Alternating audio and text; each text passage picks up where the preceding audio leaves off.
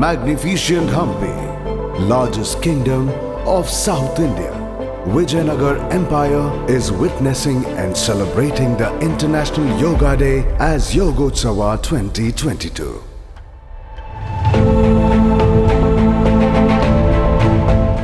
On the occasion of Azadi Amrut Mahotsav, India's 75th year of independence, Yoga Yatra's flag-off ceremony and the countdown programs was led by Shwasa Guru Sri Vachanananda Swamiji of Bengaluru's Shwasa Yoga Institute and the visionary Mr.